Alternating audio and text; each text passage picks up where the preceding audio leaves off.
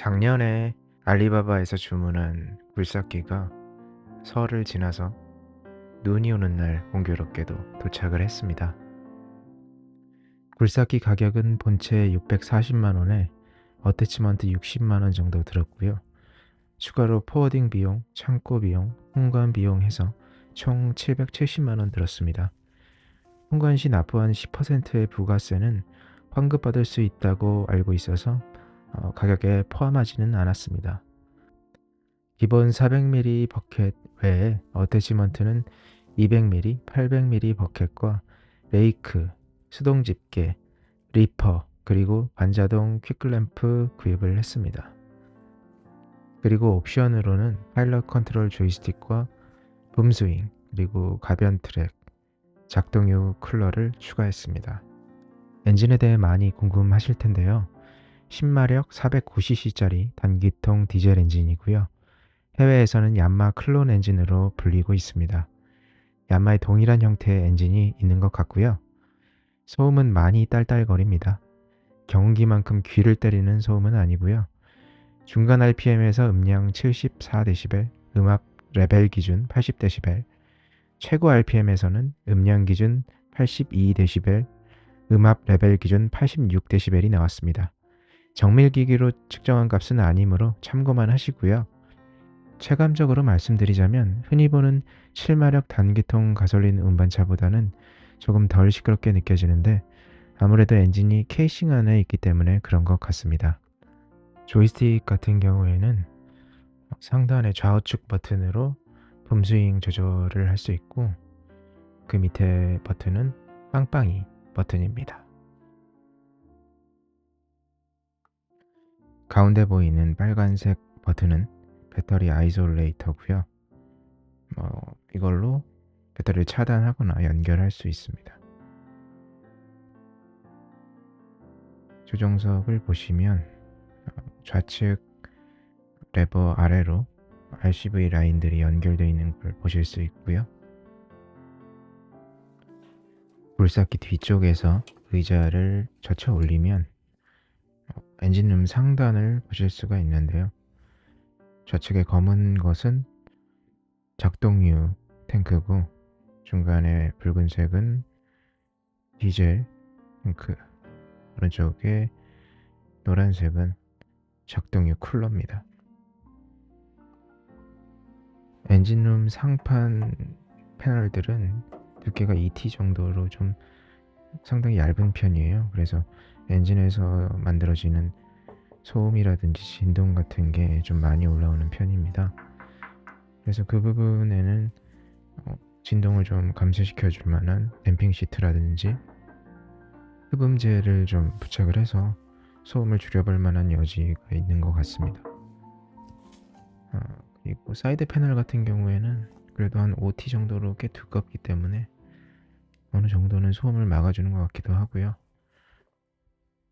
그리고 우측에 스위치들 보이실 텐데 LED 헤드라이트, 그리고 작동유 팬 쿨러, 그리고 이제 가운데 거는 끼 모드 전환 스위치인데 크게 의미는 없습니다. 애초에 빠른 장비가 아니기 때문에 그보다와 같이 막 치고 나간다든지 그런 용도는 아닌 것 같습니다.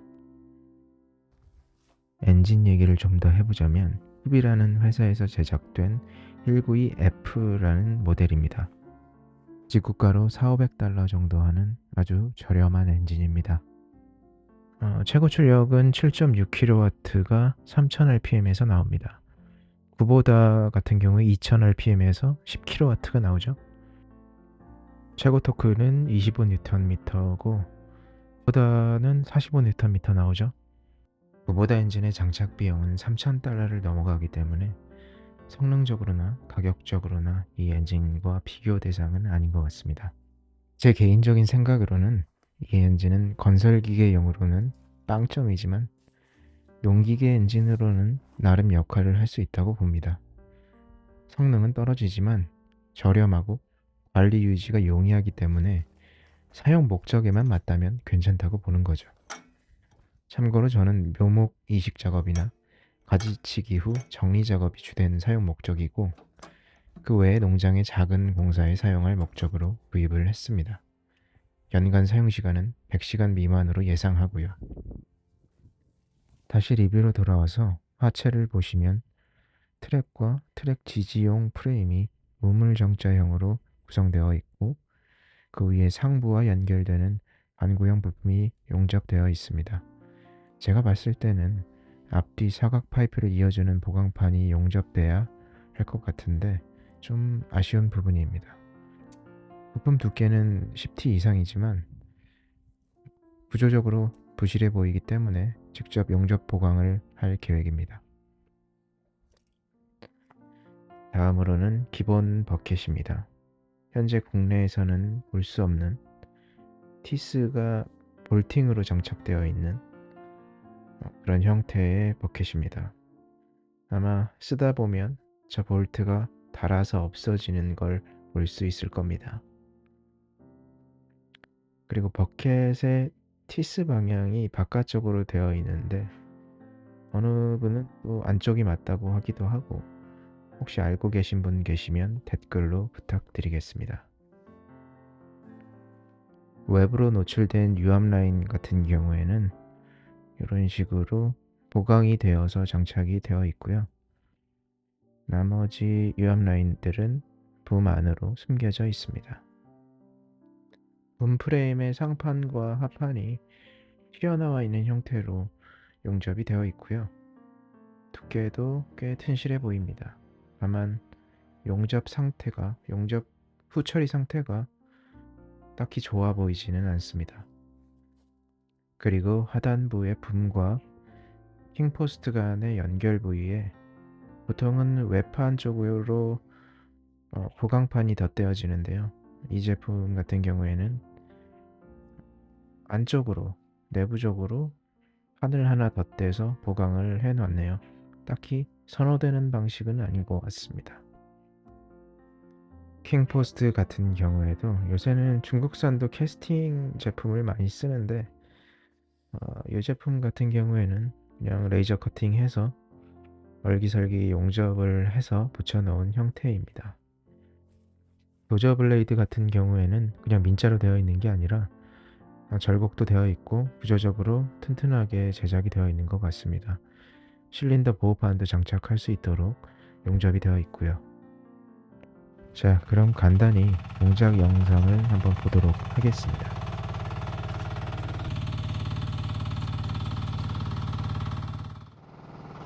예상대로 붐 스윙은 상당히 투박하고 별로 만족스럽지는 않았습니다.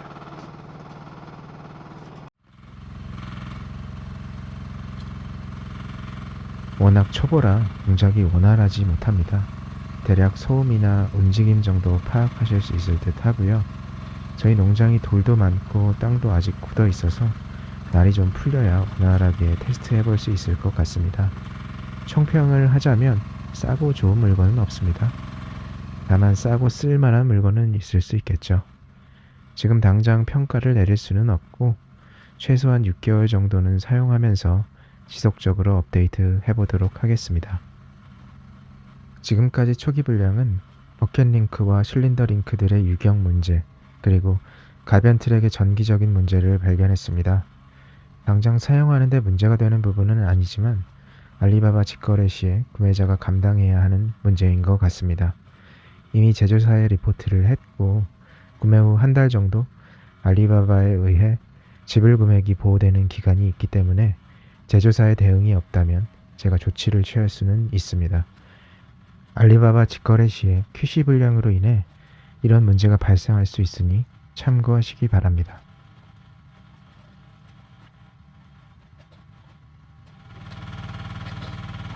영상이 도움이 되셨다면 좋아요와 구독 그리고 댓글 부탁드립니다. 지금까지 옆집 누렁이였습니다. 감사합니다.